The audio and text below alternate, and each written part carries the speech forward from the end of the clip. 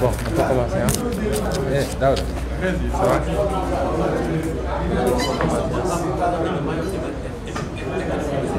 Ah, il y a les États-Unis. Ah, mais ça va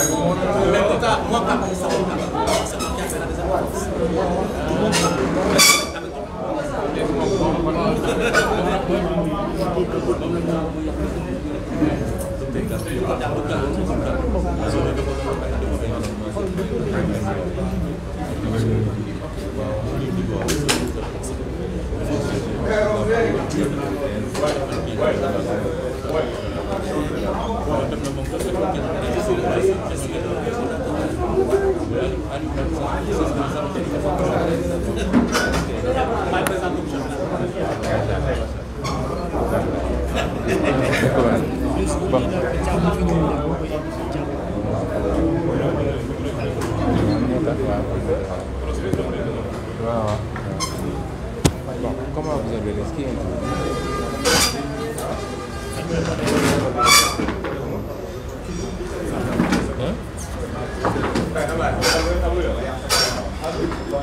Bon, merci cher journaliste, merci d'être venu. S'il vous plaît, on peut y aller. Voilà, merci d'être venu. Comme vous l'avez reçu, c'est un point de presse. Il n'y a pas de questions. Il y aura juste la déclaration du président Ousmane Sonko. Donc je pense qu'on peut démarrer. jërëjëf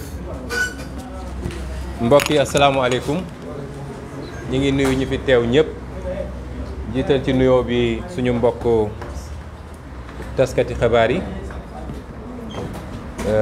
toftal ci suñu àndandoo ci politique yi fi nekk ñëpp mënuma leen lim ndax macha allah bëri nañu waaye ñi fi nekk ñëpp xàmmee nañ ñoo ak ñoom depuis 2017 wala lu ko gën a sori sax di nuyu askanu Sénégal ñëpp ñi ñuy déglu ci direct bi moo xam ci internet wala ci rajo wala ci télé ñi ñuy déglu it ñi ñuy déglu ëllëg wala guddi parce que seen liggéey may leen ñu déglu ko léegi ñi ngi nuyu ñëpp di leen gërëm di leen jaajëfal di leen siyaare ci bésu àjjuma bi ñoo woote woon waxtaan bu gàtt gi du doon lu gudd jagleel ko benn poñ bu am solo fii réew mi toll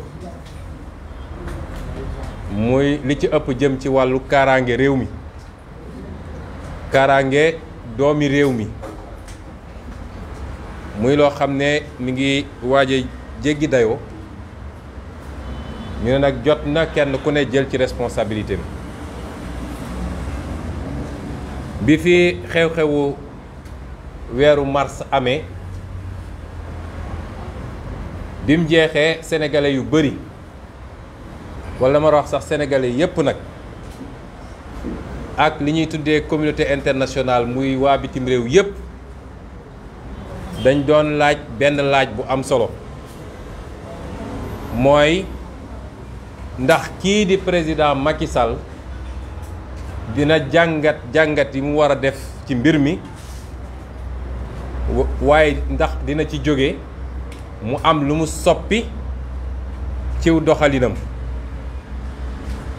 loolu laaj boobu dafa nekkoon ci làmmiñu ñépp ndax dafa am lu mu doxalee woon juróom-ñeenti at yu jiitu ñépp xamee woon ko ci nappaate ci dóoraate ci tëjaate kaso ci saagawaate ndax nag damay wax ni dañuy wax ni naar bu ndaw lu mu dégg rek lu mu wax rek daf ko dégg fenn ñii mu àndal ñépp ñuy wër télévision ak rajo yi di saaga nit ñi di wax lu bon ci nit ñi dama bëgg ñu xam ni Sénégal yépp xam ni moom moo leen ko yebal taxaw ci gannaaw nag làqatu bu ko defee suñu yaay yi ndeysaan soo waxee ñu ne man de li tax mu neex ma mooy dafa yaru waaye ku fi génn dem di saaga ay nit di xas ay nit ci jegeñaaleem loolu yàgg na fi jamono bi muy nekk ci biir PDS nekkoon ministre ak premier ministre daal fi créer ay journaux yoo xam ne loolu rek moo ne woon seen jubluwaay mooy saa suñu xëyee rek nañu saaga ki nga xam ne mooy adversaire politique am kon ñépp ne woon ban jàngat lay jàngat ci li fi xew ndax dina fi jóge delloo siwaat xelam xam ni réew mi moomu ko léeg-léeg sax dañ naan dañ koo dénk rek dénkuñu ko réew mi dañ koo dénk lenn ci kilifteefu réew mi waaye réew mi kenn ku ne ci ñun daf ci am wàllam ci ndénkaane ndax kenn ku ne sa biir kër na nga ko war a yore dénkuñu ko Macky Sall yow lañ ko dénk moo tax xadis dafa ne kenn ku nekk ci yéen sàmm nga te kenn ku nekk lay sa responsabilité ci càmm gi mooy li nekk sa loxo yow kay chef de famille ba la kay chef de quartier ba la kay chef de village ba la kiy maire ville ba la ba nu mu demee ci kaw ñépp ne woon am nañu yaakaar ni fii lay jóge defaraat toogaayam rafetal la ca des fii ak 2024 ñu organiser élection ci ni mu gën a rafetee mu dem yoonam ci ni mu gën a jekkee diggante sénégalais ak sénégalais tontu laaj boobu nag sénégalais yëpp léegi am nañ ko mooy Macky Sall jàngatul loolu ci xew-xew yi te tey la waalo gën a aay wala tey la Fuuta gën a aay laay wax loolu la ñëpp gisandoo balaa may sori ci wax ji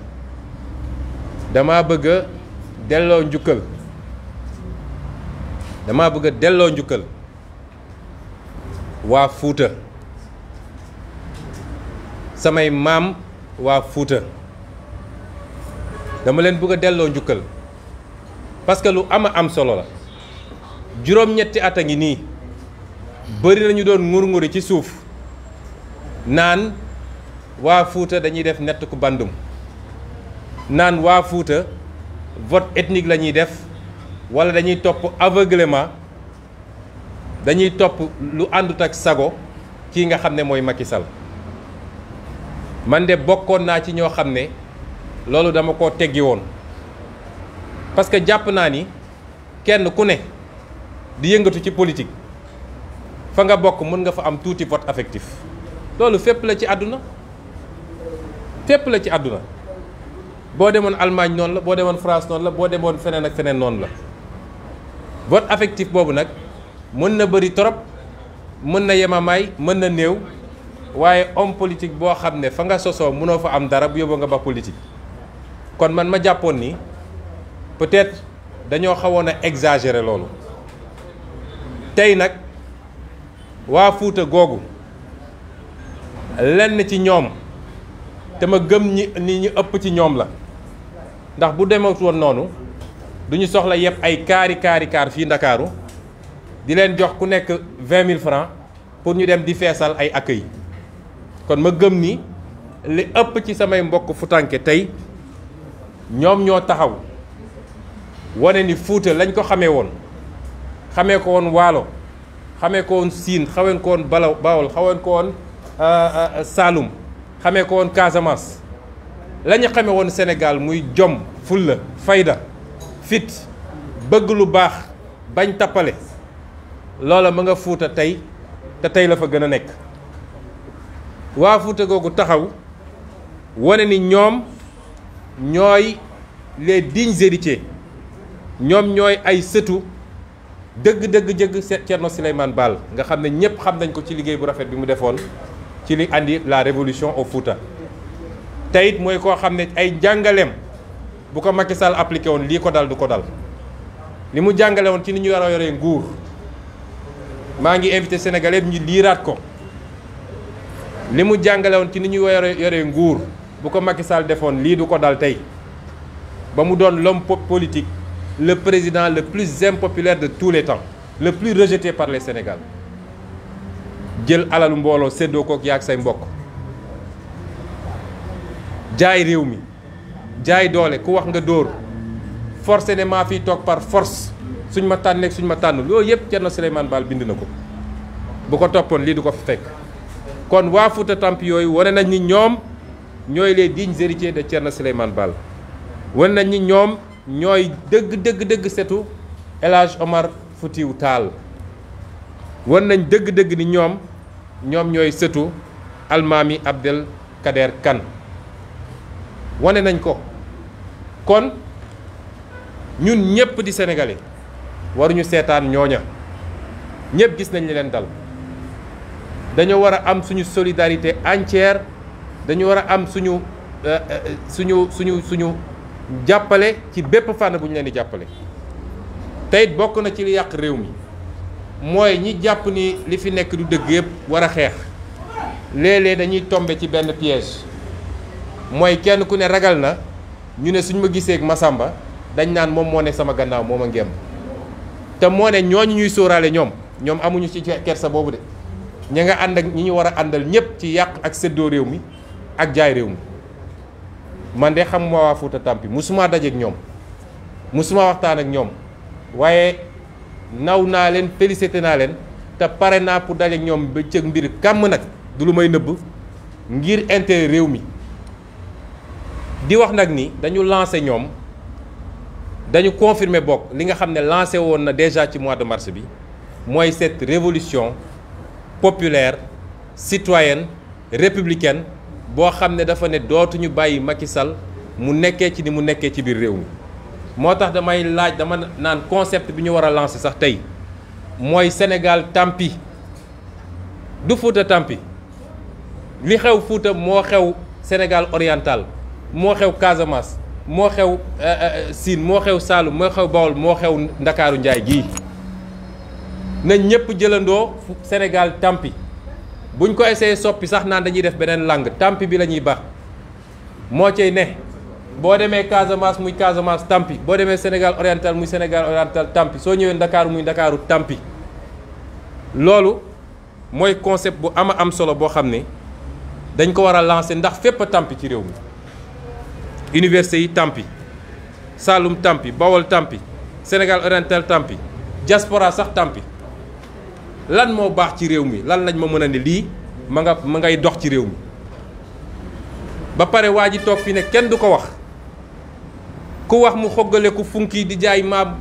mën a mer ku bëgg a mën a mer dëgg-dëgg da ngay xëy rek éclater loolu la ñuy xamee ni mën nga mer moo tax ñu leen di apporter suñu solidarité boo xam ne amul fu mu yem di ko apporter it président Bougane Gueye Dany mi nga xam ne attaqué nañ cortège am démb loolu dama koy wax waa opposition bi yëpp di ko wax sénégalais yëpp gis nga borom yar mu yor ab yatam ku ne ku sëqat mu dóor ku jàpp ni man mun naa toog sama coin parce que ñëwagul ci man kële lay dóor bu yóbboo nga xam ne su paree ci kooku ci yow la ñëw waratuñoo nangu kenn ci Sénégal ñu jaay ko doole xoqatal ko wala ñu ne moom Macky Sall am na sañ-sañu def ay activité am ak suñu alalu réew waaye keneen amul sañ-sañu def activité am fii ci réew mi loolu daf jeex na ci Sénégal li xew Fuuta nag ñun ñëpp a ko gisandoo defe naa su dee am na projection sax bu ñu mën a def li xew Fuuta ñun ñëpp a ko gisandoo fu ne nag jaar nañ fa pour mu bañ a fës ci Sénégal waaye 21e siècle bii ku foog ni mën ngaa fexe ba verrouiller information parce que am na peut-être ay moyens yoo xam ne mën nga koo tëjee fenn gis nga tey réseaux sociaux yi moo tax mu ciy bëgg a rey boppam réseaux sociaux yi li mu am ci suivi kenn da ko am lu xew Fuuta benn amateur yor téléphone am filmer ko dugal ci Facebook balaa ñu naan 2 heures de temps 2 millions de vues mun na ci am tey kenn mënul verrouiller information boo maîtriser lenn tam ba jàpp ni bloqué naa fii bu doon loolu am na ñoo xam ne tey du ñu exister may woo ndawu Sénégal nag nañu continuer ci noonu lu am rek nañ ko jël ba pare nañ ko tasaare ba mu egg fi mu war a yegg yëpp waaye li am Fuuta doy na waar mooy amul benn réew ci àdduna réew bu normal ci àdduna boo xam ne l'institution présidentielle présidence institution la moo tax ñu aar ko aar ba léeg-léeg su nit waxee sax ñu woo article 80 institution boobu sécurité mënul nekk ci ay loxo milice privé loolu amul fenn ci àdduna loolu de ñu ngi koy doog a gis nga jël institution bu ne ni présidence de la république daal di jël sécurité am kaaraangeem nga ne léegi damay dem recruter ay nervi yoo xam ne amuñu benn responsabilité vis-à-vis de l'État du Sénégal ne leen nag yow yaay assurer kaaraange président de la république état de su eggee foofu mooy état amatul nërmelu état mënul weesu loolu un président de la république en fonction bu dem recruter benn armée de Banyamulenge taxaw sa kaw oto gis sa milice privée di attaquer ay sénégalais yoo xam ne defuñu benn tort lu dul sa échec politique économique et social lañ ñëw taxaw fàttali la ko ñu leen di dóor sa kanam nga taxaw sa oto di jubilé loolu mi ngi doog a am ci àdduna guléet ah man de mosuma koo gis peut-être ci jamono dictature yu njëkk ya daan na am loolu mbokk yi lu garaaw a garaaw la lu ñu mënut a nangu la waaye ñu war cee am ay jàngat bi ci njëkk mooy dafa confirmer li ñëpp doon wax bi ñu génnee ci événement mars yi moom dafa woo ay ministre am ñu yooxu dëkk bi yëpp daal di def seen soi-disant nuñ ko tuddee sax mémorandum nee nañu ñun ñooy terroristes yi ñun ñoo fi andi ay forces occultes mooy ay ay samba boy yoo xam ne dañ leen a recruter fay leen pour ñu taal réew mi ñu ne ñun ñoo taal réew mi ñun ñoo reylu nit ñi bañ leen tontoo dañ leen ne xale bu am ñaari at sax ci Sénégal xam na ne li ngeen di wax nii waxu ko daanu ci saret la ñépp xam nañ ni yéen yéen a def mbir mi waaye teguñu ci ñetti weer mu firndéw tey moom mi jiite mbir mi moo dem ut ay samba booyam ay force occultam di leen yónni ñuy dal ci kaw Sénégalais yi loolu premier jàngat bi la il n'y a qu'un seul terroriste au Sénégal wala qu'un seul apprenti terroriste mooy Macky Sall président de la République ab terrorisme nag bu yor les moyens de l'État kooku musiba la loolu dañu bëgg mu leer adduna bi yépp nag wër na fa ne ñun ñooy terroristes yi dem na ba daal di def dénonciation États-Unis nga xam ne ñoom dañoo sensible trop ci lépp lu jëm ci waxu terrorisme foog ni fi ñu jaaroon ak Assane Diouf dinañ fa jaar ak Ousmane Tounkara ba ñu demee ci procès bi Ousmane Sonko lañ fa yóbbu dossier yépp laaj leen journaliste Pape Alé Niang mi newoon ci procès ba ñooñu ne leen kii du terroriste te duñ ko delloo loolu nag ñaari camp bu ñuy jaamarloo nga ne nga jiiñ ko ci lenn ñu ne la kooku du loola lañ la bëgg a delloo mooy yow moomu yaay terroriste bi fu ne wër nañ fi ci àdduna gis nga lii ay fax la ñu envoyé seen ambassade yépp boole kook seen mémorandum ne leen su ngeen demee wax leen nit ñi ne Ousmane Sonko mooy danger Sénégal moo bëgg a taal réew mi ku bañ Sénégal la ku bañ àdduna la terroriste la mi ngi nii ambassadeur ay ambassade la jóge ñoo ma ko jox waaye lii firndeel na ni archive yëpp a ngi fi te dañ ko jaarale fi mu war a jaar ba mu egg fi mu war a egg qu'il n'y a qu'un seul apprenti terroriste parce que su ma nee apprenti li ma ci bëgg a leeral mooy mënul terroriser les Sénégalais loolu tam dafa war a leer su dee loolu la def ci boppam bu yóbboo mu teggi ko bu yàgg parce que dafa xamul jaar-jaaru réew mi dafa xamul lan mooy peuple sénégalais bu ko xamoon dina xam ne mënul terroriser Sénégalais yi kon loolu mooy premier jàngat bi ñaareel bi mooy ñu interpeller suñu force de défense et de sécurité yi lii am nii dafa wane lu am solo mooy il y a un malaise très profond problème bu rëy am na ci tey suñu force de défense sécurité yi rawatina nag diggante gendarmerie ak police bu ngeen defoon seen enquête dëgg benn question bu ngeen war a laaj seen bopp mooy le général Jean-Baptiste Tine dafa démissionné moom moo demandé ñu teggi ndombo tànkam wala est-ce que dañ ko changé ci koo xam ne ñaari weer moo ko dese woon pour mu dem à la retraite dafa am ñoo xam ne gor lañu dafa am loo xam ne mënuñu koo nangu ba ki fi jiite woon police bi ndax ci événement mars yi dafa am yu ñu leen santoon yu bëggoon ci ñoom pour ñu dal ci kaw askan wi pour ñu tiire ci kaw nit ñi ñu lànk ne duñ ko def tey nag soppi nañ leen andi ñoo xam ne ku ci liiroon livre colonel Abdoul Aziz Ndaw di nga xam ne tey Sénégal yëpp ñu ngi ci xottu gerte seen bakkan a ngi ci xottu gerte maa ngi recommandé ñëpp ñu dem liir téere boobu dinañ xam li ma wax te kenn weddeegu ko parce que Macky Sall ci stratégie am mooy na am ñoo xam ne bu leen ne woon tiire leen ci ñu tiire ci ful bi ci stratégie am mooy na fexe ba def ay recrutement massif jël ay nerviers yoo xam ne moo leen dugal ci biir police ak gendarmerie ñooñu doon ay criminels en puissance pour li nga xam ne les vrais policiers et les vrais gendarmes nga xam ne c'est des républicains duñ ko def ñooñu suñ ñëwee def ko sous couvert du monopole légitime de la violence dans une république loolu mooy stratégie Macky Sall te su ko mënul am ci ay nit ñoo xam ne seen honneur ak li ñu gëmee patrie bi comme seen devise ni mu ko waxee du leen ko may da leen fiy jële daal di ut ñeneen ñu mu fi teg ñoo xam ne lu mu leen ne def leen ko ñu def ko ma teel a wax nag sénégalais yëpp dégg ñun duñu waxantu loolu de sénégalais xam nañ ko ci ñun tey loolu mooy stratégie Macky Sall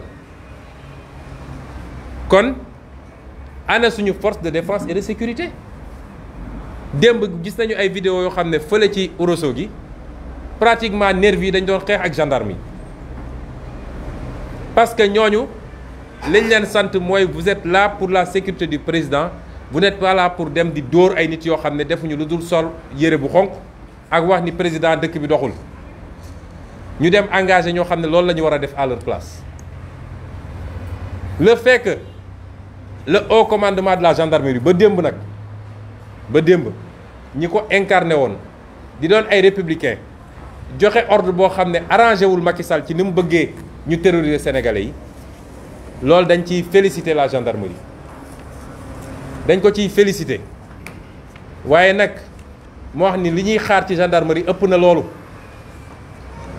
la ñuy xaar ci police ëpp na loolu liy responsabilité police ak gendarmerie mooy Samba Boy fu mu munti feeñe même su dee Macky Sall la àndal dañ ko war a jàpp désarmer ko présenter ko à la justice c'est ça qu'on attend de notre gendarmerie looloo tax ñu leen di fay suñu salaire Macky Sall fayu leen ñun ñoo leen di fay suñu lempo moo leen di fay te nag dañoo prêter serment ni dañuy servir le peuple sénégalais que amul benn sénégalais bu ëpp droit ci kaaraange beneen sénégalais Macky Sall ëppul droit kaaraange xale bii nekk ci mbedd mi di yelwaan ñoom ñëpp dañu am droit à une sécurité complète te dans une république nag sécurité kenn du ko sous-traité loolu moo andi guerre civile ci réew yëpp sécurité dañu ne il faut ñu organiser ko jël ñoo xam ne dañ leen di former d'abord pour loolu ba pare jox leen teg leen ci ay chartes yoo xam ne ci nii la ñuy jàppee nit ci nii la ñuy yóbboo nit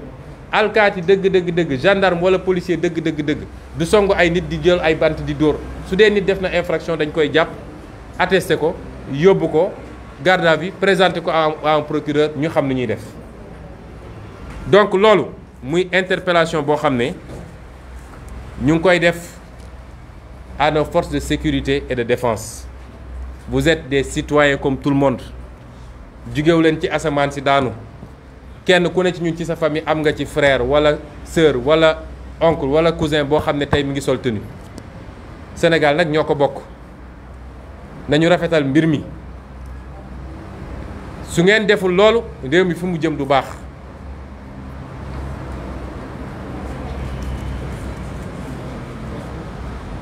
loolu nag buñ ko waxee waxuñu ko ci cadre ni dañuy critiquer pour critiquer ñëpp xam nañu professionnalisme suñu force de défense et de sécurité yi àdduna bi yëpp dañ leen fay woo ñu dem di def liggéey bu mucc ayib ñëpp kontaan ci waaye suñ ñëwee ba seen propre réew ñu def leen ay ndongo yoo xam ne dañuy jël ñu amul benn formation teg leen seen gannaaw loolu musiba ngi am waruñu koo nangu nañu sauver le pays pendant qu'il est temps moo wax tam ni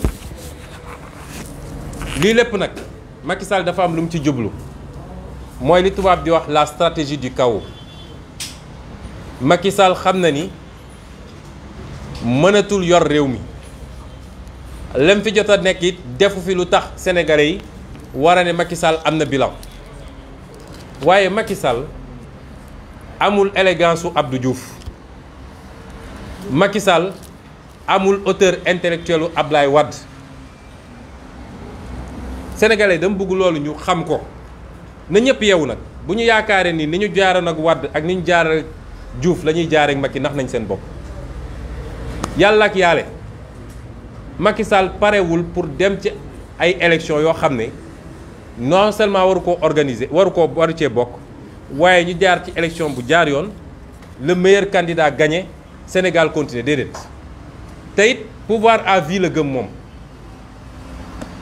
donc sénégalais nañu xam ni nañu war a def ba jëlee fi Macky Sall bokkul ak nañu def ba jëlee fi Wade wala Diouf de ku ko teg sa bopp rek da nga nax sa bopp su dee nag loolu la bëgg na xam ni Sénégal kenn donn ko ci way juróom bu dee dëkk ba nga dëkk nga donnul ba su la nit ñi meree taal sa kër boo yaakaar ni Sénégal 197 kilomètres carrés 197 000 kilomètres carrés yow donn nga ko ba yow yaa war a toog dëju ne mel ni statut ne maa fiy toog ad vitam aeternam nax nga sa bopp loolu mënul am kon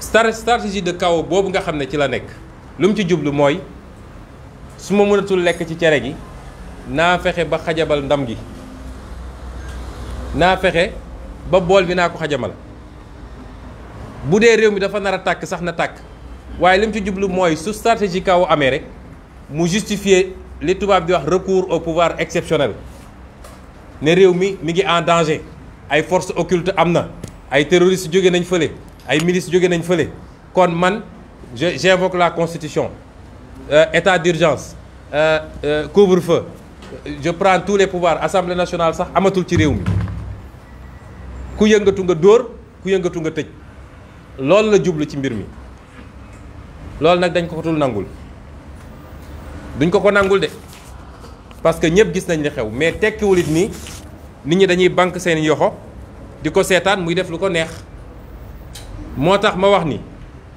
je lance un appel ferme et solennel à tous les Sénégalais ñoom ñi di def li ñuy def nii quelques dizaines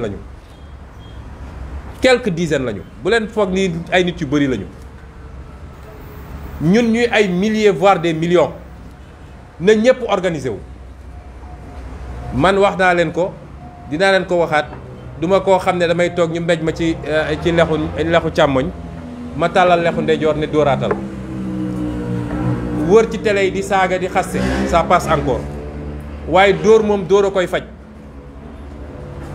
bañu ma ku ma ne ay day yee fitna wala dafa violent parce que Sénégal xamul ku riposte sénégalais xamul ku riposte de xamul ku dóor day dóor ñëpp di gis ñëpp a ngi ne tekk nag ñëpp laa wax amul exception waaye ku jógoon riposte ñëpp taxaw nag di wax ndax lii xew nii yàlla xam na ni bu doon Pastef moo def tournée ñu attaqué ko sax mu défendre loolu mooy Sénégal loolu nag su dee ci nii la war a demee ragaluma ku ma ko jiiñ waaye du ma ànd ak kenn di la digal demal joxe sa bopp ñu duma la du ma ànd ak kenn di la digal demal ñu rey la loolu du ma ko digal kenn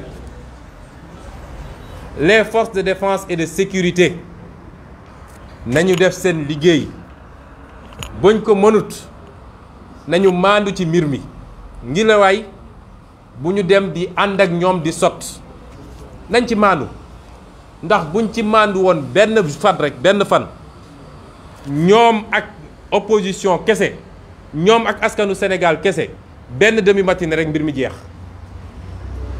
kon li may wax sénégalais yi en tout cas ñi ma àndal ak ñi sama sympathisant ak ñi bëgg seen bopp bëgg seen réew kenn ku ne na nga organiser wu nag préparer sa kaaraange bu leen attaqué kenn nag bu leen dóor kenn bu leen saaga kenn waaye ku leen song na ngeen jël seen matuwaay assurer seen sécurité ba mu mat sëkk ku leen dóor na ngeen jël seen matuwaay na mu ko defee na ngeen ko defee noona parce que loolu rek mooy solution bi amul beneen solution Macky Sall su dee moom rek ak ñi mu àndal xam na ni ëppul doole nit ñi fii ci réew mi ils sont une infime minorité sociologique li xew mois de mars wane na ko ñoom ñëpp dañoo demoon dugg ci sous-sol yi nëbatu ji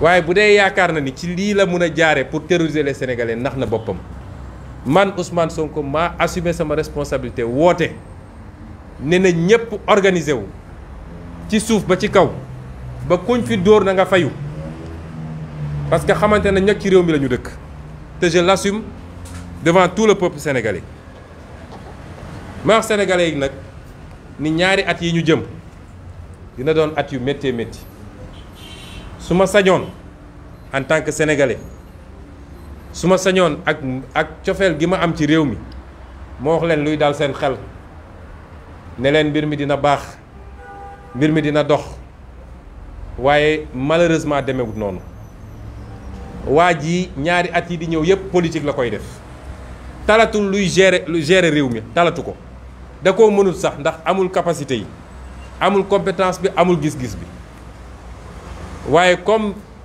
jàpp na ni dafa war a toogaat ci réew mi ala kulli xaal na ñëpp xam ni ñaari at yi di ñëw politique lay xëye moom lay gonto moom lay fanaane su ma nee politique nag mooy yii muy wër di wax yoo xam ne dara amu ci lim fi diggee woon anamu lan la fi def su doon def na loola du dem tey Fuuta fi mu ne woon titre foncier la mu demee nii te feneen fu mu dem ci Sénégal noonu lay demee bu doon bi muy wër Sénégal yépp di def doxantoom yooyu yàq suñu xaalis suñu carburant naan day def conseil des ministres décentralisé milliards yi mu annoncé woon yépp bu doon def na ko ci gox yooyu tey du dem ci biir réew mi ñu koy yuuxu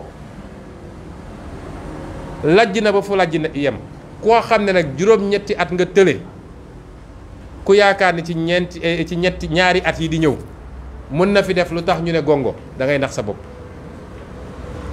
waaye comme moom ni mu tëlee ci nu ñuy defaree réew noonu la taqee ci lépp lu jëm ci politique nañu xam ni ñaari at yi di ñëw sénégalais bu jàpp ni dina yomb d'abord du yomb ci contexte politique bi parce que bu doon am na ay régulateurs yoo xam ne jox na leen cër rus na leen suñu waxee mu déglu leen kon mbir mi dina yomb mais loolu amul ci réew mi lii yëpp ñun ñu bëri dañuy interpeller nañu yéen a def erreur parce que bañ ko jekkoo ci mars nga xam ne bu ngeen bàyyi woon gone yi heure bi nekkatul président waroo leen woote ne teggi leen seen tànk ma tontu leen ne leen erreur amu ci réew boo ci nekkee séq kook ay pàcc bu nekk di ay kilifa ku nekk da nga koy jox cër te loolu taxoon ñu def li ñu def te rëccuwuñ ci dara waaye bu ñu doxee ba gis ni nag mbir mi benn boor la féete ñii mun nañu joxe cër ne d'accord nañu ñële ne ñun fu ñu jóg yëkkati suñu yat dóore yaram benn la kon am nañu suñu fulla gu mat sëkk ba jël suñu matuwaay ba ku ñu dóor ñu fajante kook yow kon may wax sénégalais yi ni kenn ku ne boo wéeteeg sa bopp laajal sa bopp lu simple ndax réew mi soppiku na ndax sa dund soppiku na tey la dund gi gën a cher lan la gaz di jar lan la ceeb di jar lan la courant di jar lan la ndox di jar lan la pomme de terre di jar lan la soble di jar tey la Sénégal gën a métti njàng mi est-ce que dox na professeur yow mi nekk université wax naa léegi université tampi njàng mi ci suuf est-ce que dox na paj mi est-ce que dox na mbay mi est-ce que dox na Sénégal foo laal tey la gën a métti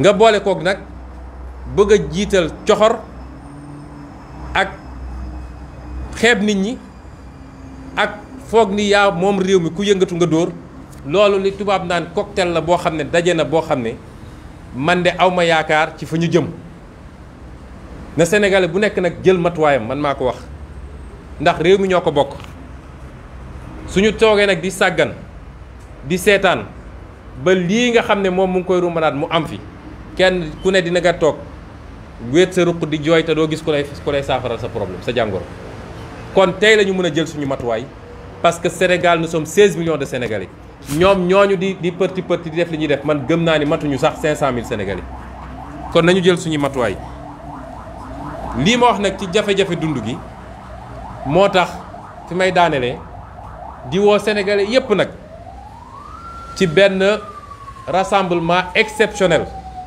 boo xam ne mercredi prochain incha allah muy le 23 juin parce que li taxoon 23 juin am ba ñu célébrer ko yi yëpp ci la woon comme nag dara soppikul boobu ak léegi ñuy woo ñëpp nag ci rassemblement bi nga xam ne opposition ak société civile ñu ngi koy organiser pour ñu delloo buum ci mboy ga pour ñu wax sénégalais yi ni malheureusement amoon nañu yaakaar waaye erreur bi gën a rëy bi ñu mës a def Sénégal c'est d'avoir élu un homme qui s'appelle Macky Sall un jour de mars 2012 que la taxoon ñu élire ko yëpp muy les promesses du 23 juin il les a trahis loolu moo tax ñuy woote ci ndaje boobu su loolu weesoo nag dinañu dugg ci réew mi diggante 23 ak 24 ak 25 commencé suñu tournée nationale ñu tuddee ko nemmeeku tour ñoo ngi ñuy yégal nag ni ñoom ña ngay waajal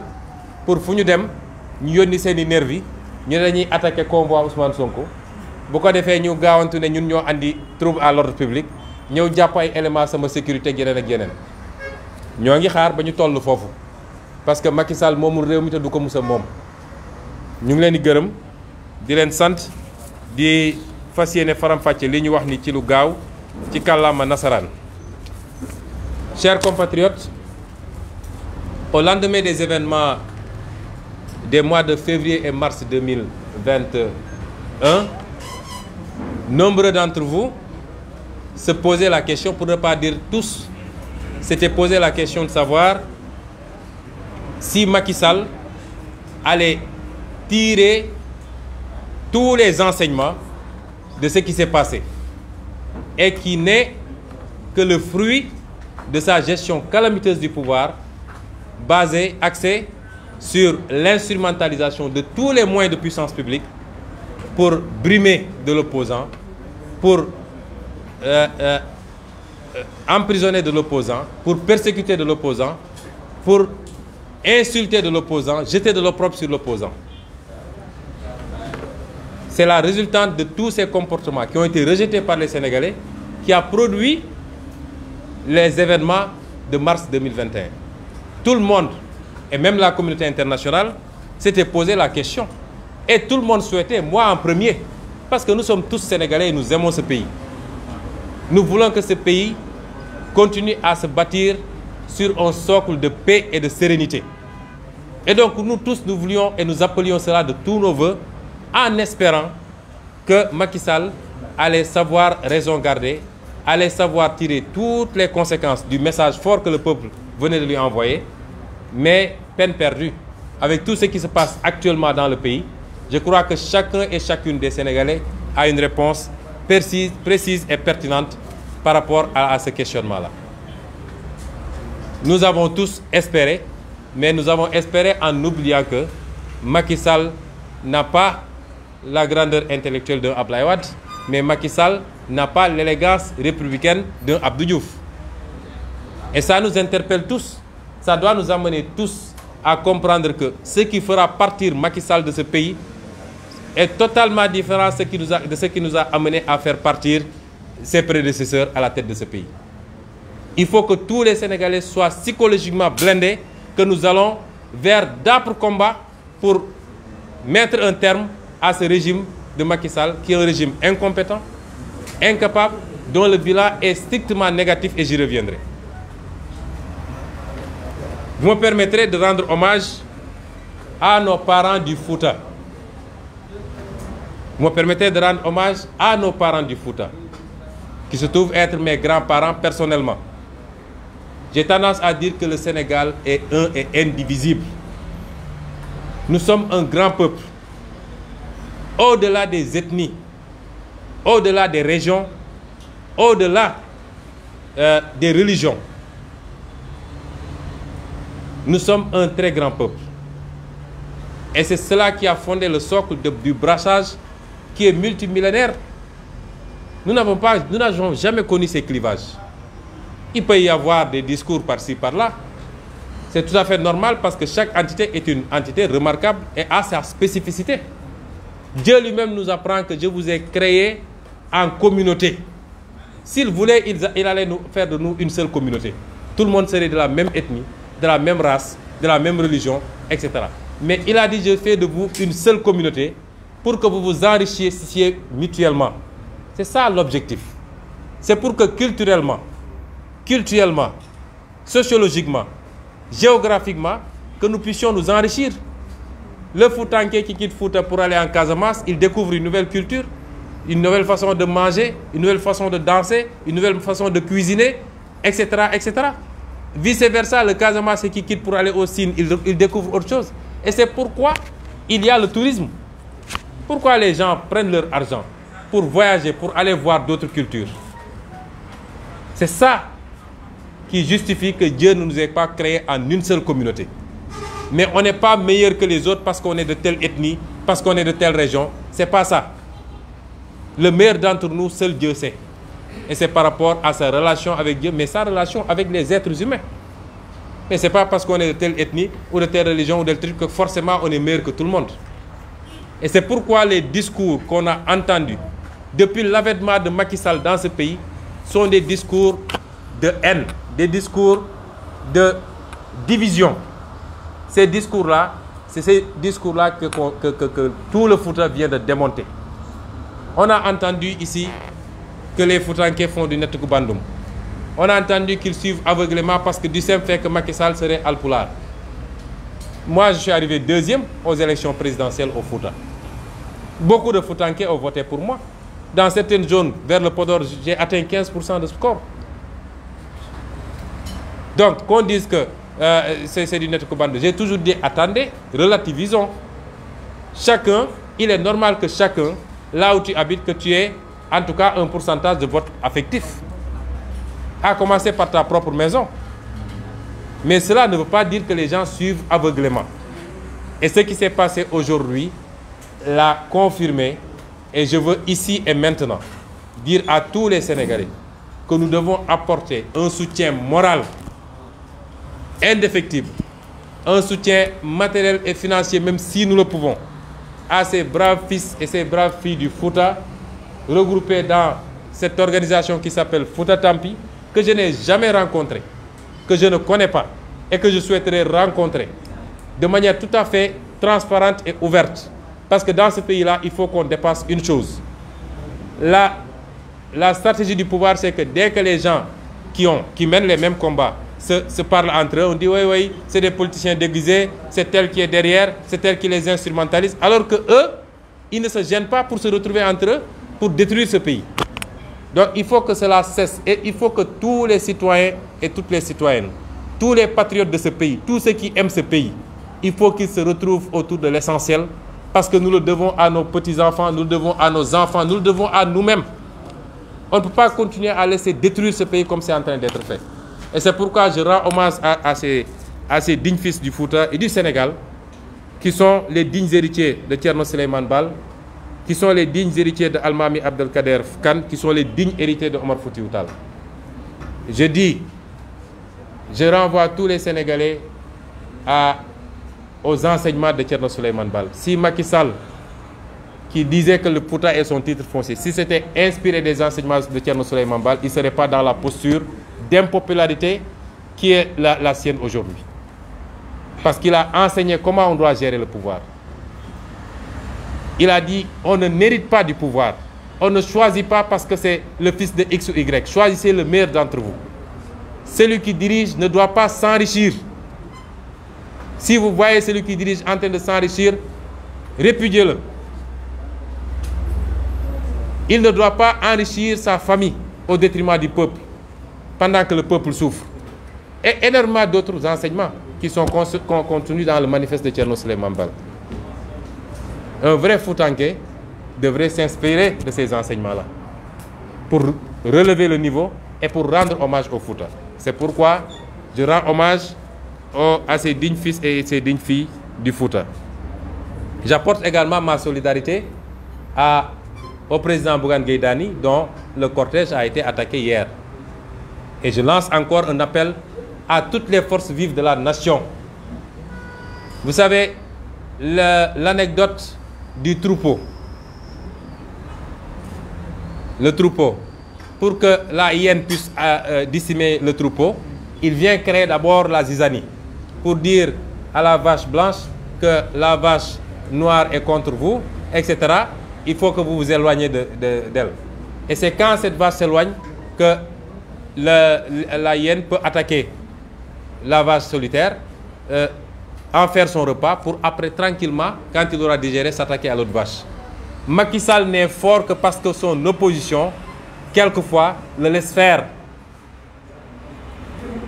Et nous devons tous comprendre que s'il s'attaque à l'un d'entre nous, il s'est attaqué à tous. Parce que quand il aura fini de régler son compte à celui qui est la cible du jour ou du mois, il va prendre un recul pour s'attaquer immédiatement au suivant et éliminer progressivement les uns après les autres.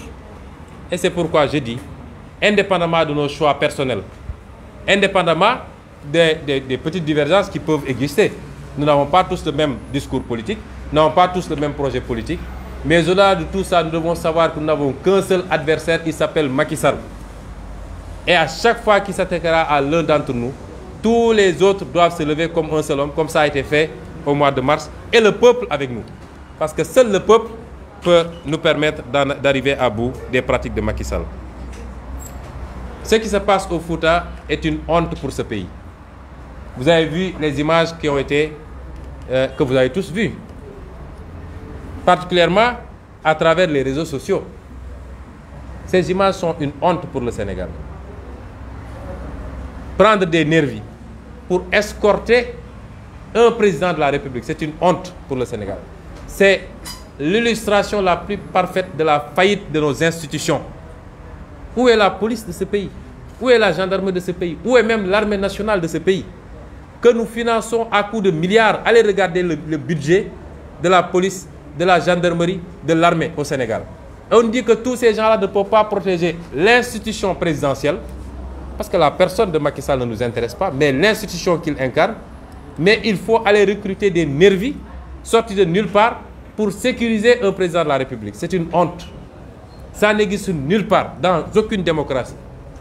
C'est l'illustration la plus parfaite de la faillite de l'État du Sénégal et de la faillite de Macky Sall. Mais au-delà, ça atteste d'une chose. Il y a un profond malaise au sein de nos forces de défense et de sécurité. Ce qui s'est passé au mois de mars l'a déjà révélé.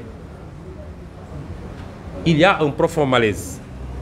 Et ce malaise-là, ça s'illustre par le fait que les forces de défense et de sécurité, tant qu'elles étaient commandées par des hommes de valeur, et je demanderai à la presse de faire des investigations pour savoir est-ce que le chef de la gendarmerie sortant, est-ce qu'il a demandé lui-même à être déchargé? Parce qu'il ne peut, son honneur et son amour pour la patrie, n'oubliez pas que la gendarmerie c'est honneur et patrie, ne lui permet pas d'accepter qu'on transforme ses troupes en supplétifs de nervis et de gaillards recrutés dans le tas. Est-ce que ce ne serait pas ça qui serait à l'origine du fait qu'il est demandé à être déchargé de ses fonctions? Ça crée un malaise. Si vous observez bien les images, la police et la gendarmerie se limitent à jalonner et à gérer la sécurité du président. Leur rôle, ce n'est pas d'aller interdire à des citoyens de manifester devant un président pour lui dire que vous avez trahi vos engagements. Ce n'est pas ça le rôle des forces de défense et de sécurité. Et ma conviction, c'est que les gradés dignes, patriotes et qui tiennent à leur honneur ont dit à Macky Sall que nous n'accepterons pas de jouer ce rôle-là. C'est pourquoi il est allé recruter des nervis. Parce qu'il sait que partout où il passera sur le territoire national, il sera hué et il mérite ses huées. Parce qu'il a trahi le peuple sénégalais. Il n'a pas respecté ses engagements. Alors, ça c'est le premier constat, un profond malaise et qui vient de se confirmer hier ou se confirmer à nouveau. Parce que durant les mois de mars et février, les forces de défense et de sécurité avaient refusé d'aller à fond dans ce qu'on voulait. C'est-à-dire qu'ils ouvrent aveuglément le feu sur les populations. Et elles ont refusé de le faire. C'est pourquoi il a fallu rapidement changer le chef de la police. C'est pourquoi il a fallu hier également changer le chef de la gendarmerie. Mais si vous voulez savoir ce qui se prépare, allez lire l'excellent ouvrage du colonel Abdoul Aziz Ndaw. Allez lire cet ouvrage-là. Vous verrez à qui maintenant on confie notre sécurité. Parce que Macky Sall, je le dis tout de suite et maintenant, n'envisage absolument pas de quitter le pouvoir. Absolument pas. Et je vais y revenir.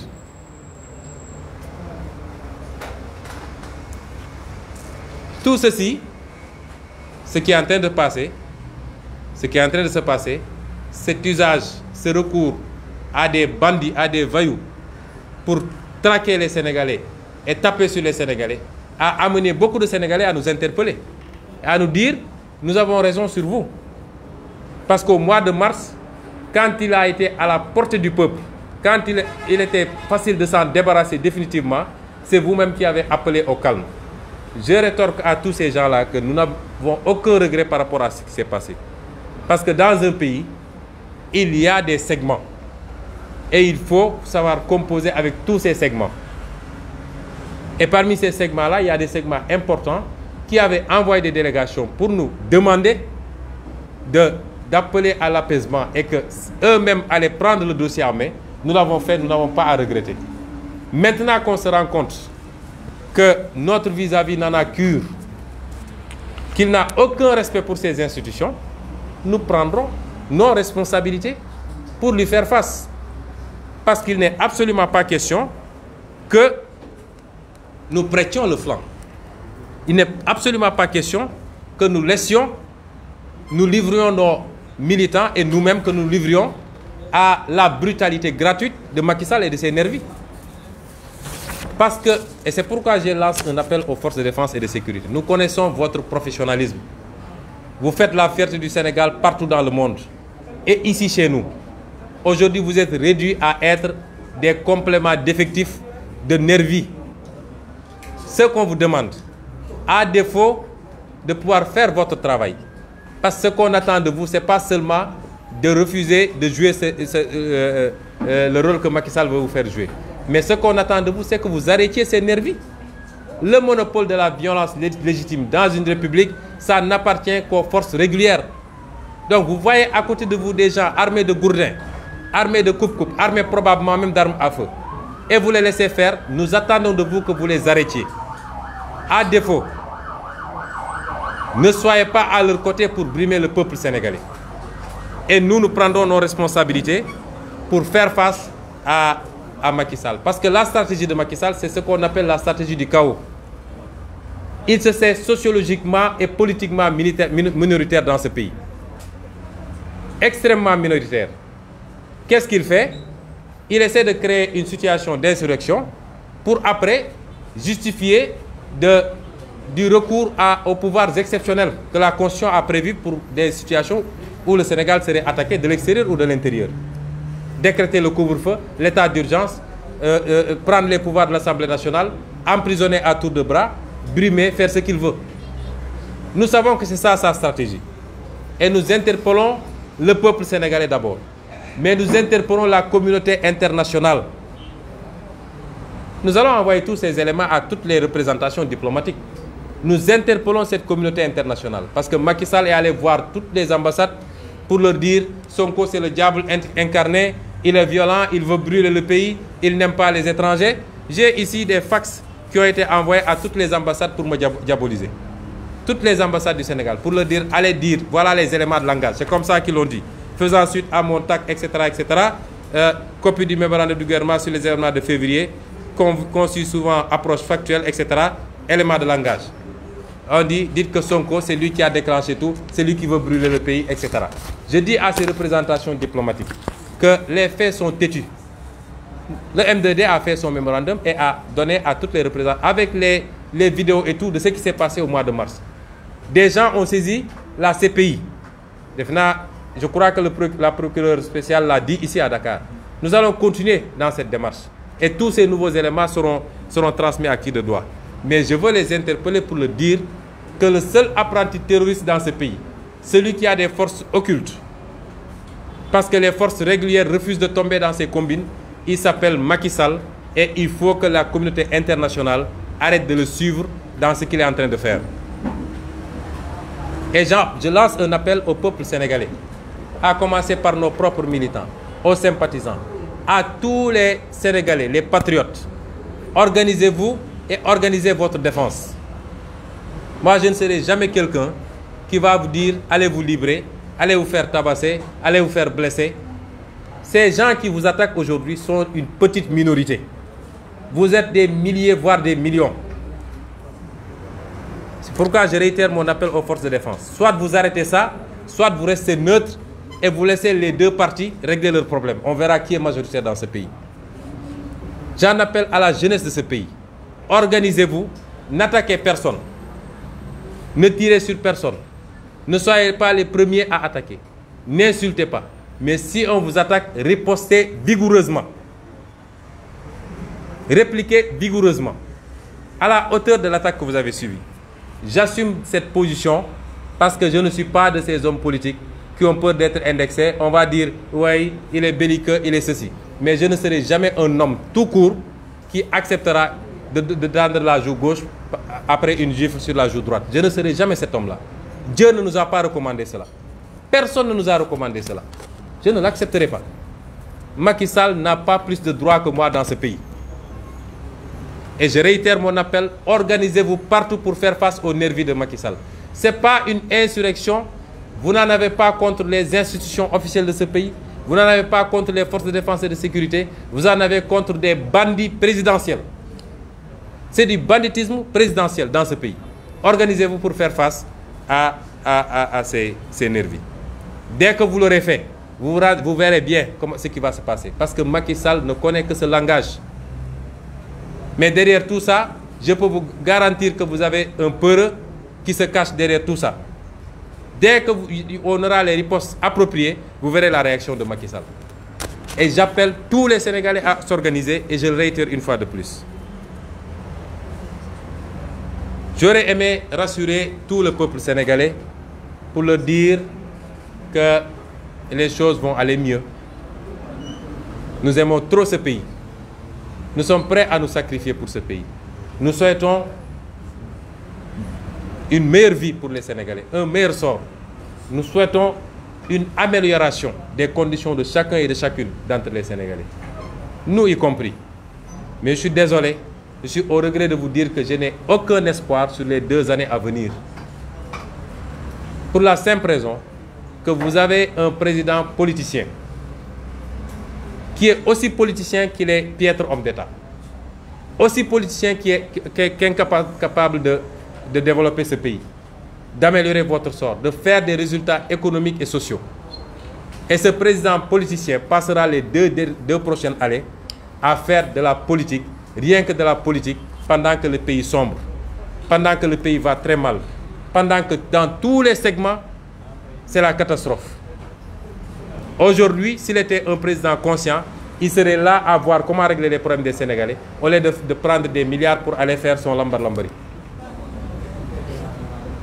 Ce sera ça les 2 prochaines années. Mais si ça se limitait à ça, ça passe encore. Mais je suis sceptique parce qu'on a un président qui a décidé mordicus qu'il va rempiler en 2024. Qui n'a aucune intention de passer le pouvoir. Aucune.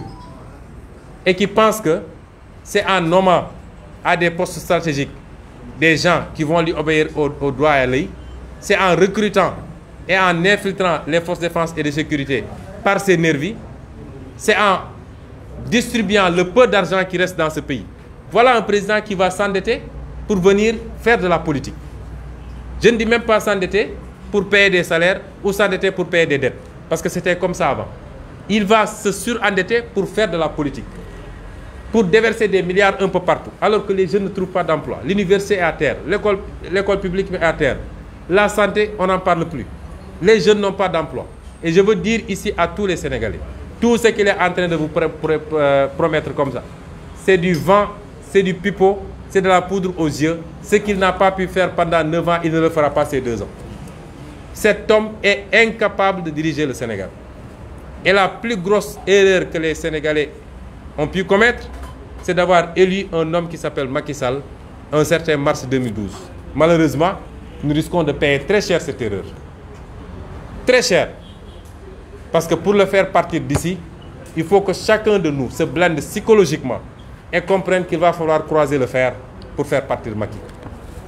Il n'aura pas la même grandeur que Abdou Diouf et Abdoulaye Wade. Je tiens à le dire et à le redire. Et donc, chacun d'entre nous, quand il sera seul dans son coin, il n'a qu'à se poser une question très simple. Qu'est-ce qui a changé positivement dans ce pays de 2012 à maintenant? Est-ce que les Sénégalais vivent mieux? Est-ce que le coût de la vie a baissé? L'eau, l'électricité, le riz, l'huile,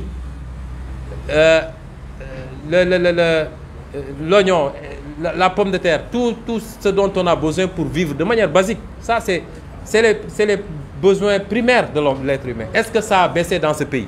Chacun n'a qu'à se poser cette question élémentaire. Est-ce que la malgouvernance a reculé dans ce pays? Il a vendu les océans.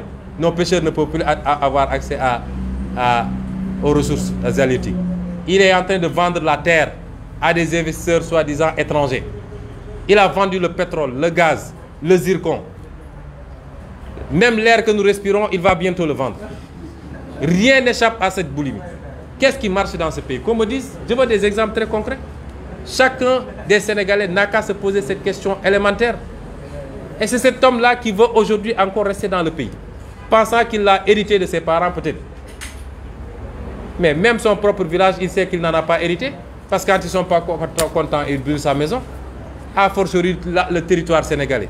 16 millions de Sénégalais, 197 000 km², ils pensent qu'il en a hérité. Et je veux ici qu'on se prépare tous. Nous sommes un peuple où les gens aiment habiller les choses, oui, etc. On a en face de nous un homme qui ne connaît pas ça. Et il faut que psychologiquement, mais matériellement, que nous donnions les moyens de faire face à Macky Sall. D'où mon appel à une mobilisation exceptionnelle. Parce que rien ne va, nous sommes tous d'accord.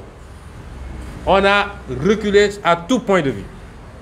Mais le pire, c'est que la denrée la plus précieuse pour le Sénégal, la matière première qui vaut plus que l'or, qui vaut plus que le pétrole, le diamant, le zircon, qui vaut plus que les ressources halieutiques, c'est-à-dire la paix sociale, la cohésion entre tous les Sénégalais, de toute ethnie, de toute région, de toute religion, de toute tariqa. Depuis 9 ans que Macky Sall est là, cette cohésion est compromise. Un discours de haine, un discours de division. Et c'est pourquoi je félicite à nouveau nos parents du Fouta. Parce qu'ils ont refusé cette manipulation-là. Ils se sont remis. Ils ont remis le Fouta au cœur du Sénégal parce que le Fouta, c'est l'histoire du Sénégal. Je les félicite à nouveau. C'est pour toutes ces raisons-là que je lance un appel vibrant, un appel fort à tous les Sénégalais, à toutes les Sénégalaises, sans distinction, à se mobiliser massivement pour qu'ensemble, le 23 juin 2021, 11 ans, 10 ans, mois pour mois, après le 23 juin 2011, pour qu'ensemble nous nous réunissions pour dire à tout le monde que Macky Sall a trahi toutes les promesses du 23 juin. On ne se réunit pas pour parler du 23 juin de 2011. Ça, c'est une page tournée. Mais on est là pour apprécier. Parce que les Sénégalais avaient beaucoup d'espoir à partir de ce qui s'est passé le 23 juin et qui a conduit à l'alternance de 2012. Tous ces espoirs et toutes ces promesses ont été déçus, trahis par Macky Sall et son groupe. Et c'est pourquoi tous les Sénégalais doivent sortir comme un, massivement, pour qu'on dise, qu'on dénonce cette trahison-là et qu'on montre à Macky Sall que le peuple ne veut pas de lui. Le peuple ne veut plus de lui, ni de son équipe, ni de ses méthodes. Et il est temps qu'il prépare ses valises pour partir en 2024. Je terminerai par dire qu'immédiatement après, s'il plaît à Dieu, je lancerai notre tournée nationale qui, s'il plaît à Dieu, se déroulera sur 2 ans.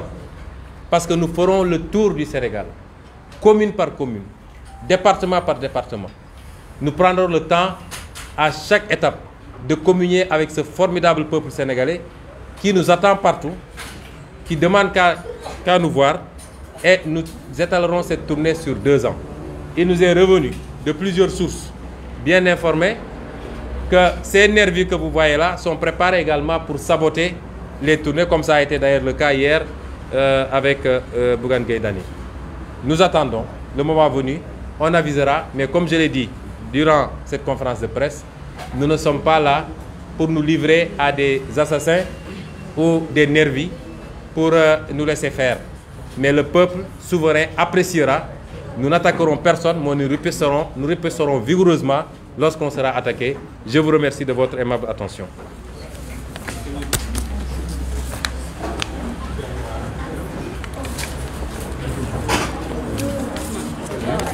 Ça va? Ça va?